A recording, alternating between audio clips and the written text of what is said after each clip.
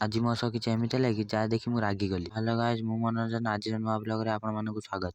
ତ ଆଜି ମୋତେ ଆଉ ବୋଉ ପଇସା ଦେଇକି ପଠାଇଦେଲେ ପାନ ଆଣିବା ପାଇଁ। ତ ମୁଁ ବି ଯାଇ ଦୋକାନରୁ ପଇସା ଦେଇକି ପାନ ନେଇକି ପଳେଇ ଆସିଲି। ଦୋକାନରୁ ପାନ ନେଇ ଆସିକି ଦେଖିଲି ବଡ଼ ମା ପିଣ୍ଡାରେ ଶୋଇଛି। ତ ମୁଁ ତାକୁ ପାନ ଦେଇଦେଲି। ତ ବଡ଼ ମାକୁ ପାନ ଦେଇକି ଭାବିଲି ଯାଉଛି ଗାଡ଼ି ପାଖକୁ ଯିବି। ଠିକ୍ ସେଇ କଥା ଭାବୁ ଭାବୁ ଗୋଟେ ସାଙ୍ଗ ଛୁଆଟେ ଦେଖାହେଲା। ସେ କହିଲା କି ତୁ ବସ, ମୁଁ ତୋତେ ନେଇ ରାସ୍ତା ପାଖରେ ଛାଡ଼ିଦେବି। ସେ ମୋତେ ଆଣିକି ରାସ୍ତା ପାଖରେ ଛାଡ଼ିଦେଲା। ତ ମୁଁ ରାସ୍ତାରୁ ଚାଲି ଚାଲି ଗାଡ଼ି ପାଖକୁ ଗଲି। ସେଠି ଯାଇ ଦେଖିଲି କି ଗାଡ଼ି ବିଲରେ ଅଛି। ତ ମୋତେ ଗାଡ଼ି ପାଖକୁ ଯିବାକୁ ହେଲେ ଏଇ ନାଳିଟେ ପାର କରିବାକୁ ହବ। ଯେମିତି ହଉ କଷ୍ଟ କରିକି ନାଳି ପାର ହେଇଗଲି। ନାଳି ପାର ହେଇକି ବିଲରେ ପୁଣି ଚାଲି ଚାଲି ଗଲି। କ'ଣ କରିବି, ଆଜି ତମର ଖାଲି ଚାଲିବାର ପାଳି ଆଉ। ଯେମିତି ବି ହଉ ଗାଡ଼ି ପାଖରେ ଯାଇ ପହଞ୍ଚିଗଲି। ଗାଡ଼ି ପାଖରେ ପହଞ୍ଚିକି ଦେଖିଲି କି ଗାଡ଼ି ଉପରେ କଳେଇ ଲଡ଼ ହେଉଛି। ତ ଏତେ ବାଟ ଚାଲି ଚାଲି ଆସିକି ମୋତେ ବହୁତ ଥକା ଲାଗିଲା। ତ ମୁଁ ଯାଇକି ଟିକେ ଗାଡ଼ି ଉପରେ ବସି ପଡ଼ିଲି। ତ ଏତେ ବାଟ ଚାଲିକି ଆସିଲା ପରେ ମୋତେ ଟିକେ ଶୀଷ ଲାଗୁଥିଲା। ତ ମୁଁ ଟିକେ ପାଣି ଦି ଟୋପା ପିଇଦେଲି। ତା କିଛି ସମୟ ପରେ ଗାଡ଼ି ଆମର ରାସ୍ତାକୁ ଉଠିଗଲା।